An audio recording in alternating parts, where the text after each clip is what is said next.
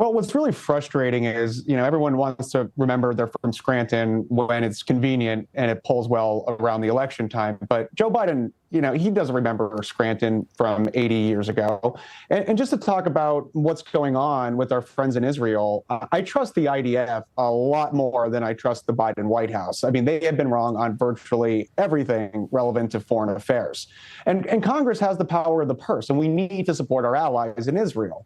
What's happening is absolutely abhorrent on so many different levels. And my opponent is a progressive liberal. I mean, he is with Joe Biden 99% of the time. The only time he wasn't with Joe Biden was on the DC crime bill and allowing for reduced sentencing for violent criminals.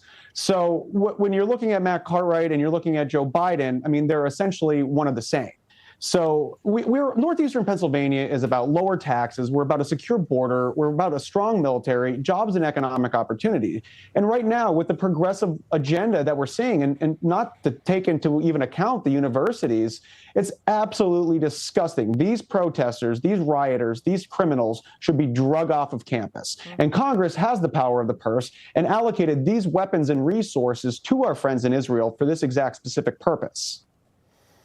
Couldn't agree more. General Holtz, I want to talk about this. Secretary of State Anthony Blinken is supposed to give a highly critical report to Congress about Israel's conduct in Gaza, but stopped short of concluding that they have broken international law.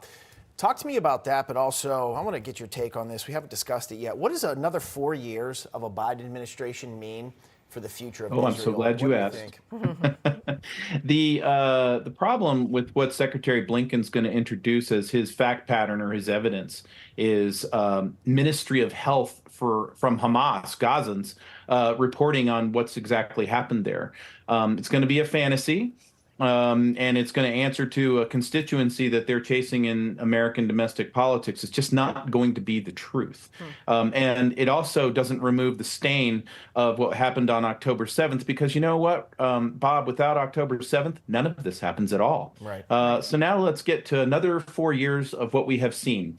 The National Security Panel team is still in place that brought you Afghanistan, Ukraine, Iran, Israel, Northern Africa, on the precipice of World War III, which is where I think we go at this point, because they are short on diplomacy, they're big on militarized foreign policy, and they really never saw a war they didn't like, and then they mismanaged them horribly. So I'm very, very concerned about our security, but I'm mostly concerned about our security at home with millions of fighting age men from all these terror groups and enemy state actors that could be activated and turned on us right here at home. Yeah, Rob, we're just about out of time, just about 30 seconds left. But again, I know you mentioned Scranton, and I believe the former president was there until he was about 7 years old. But I know that my parents and my grandparents grew up in that area, so I've spent a lot of time there. But I know that you have a background in manufacturing. This is something that is near and dear to your family, I believe fifth generation. On your campaign website, you say that Democrats turned off the lights. What do you mean by that, and what do you think you can do for Pennsylvania?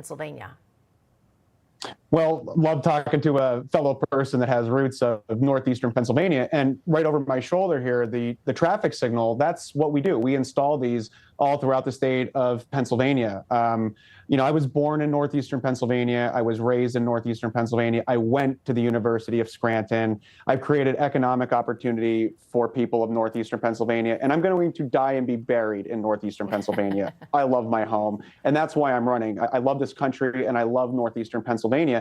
But referencing the lights being flicked off, our senior citizens are deciding between prescription medication and putting enough fuel in their car to go to the grocery store.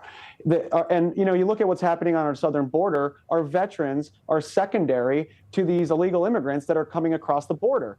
We need an economy that works. We need communities that are safe. I mean, we have fentanyl literally killing our families. And I think the concept of turning the lights off could be under many different circumstances. So we have to prioritize America. We have to think about our own country and our own people right here. Yeah. And what's extremely frustrating is when you see billions and billions of dollars being sent to places all across the world when we're struggling here. If you go to beatscrantonjoe.com, yeah, it's got to be about, you're right, it's got to be about America first. General Blaine Holt, thank you so much. Rob Bresnahan, next time we have you, I'm going to ask you your favorite pizza in the area.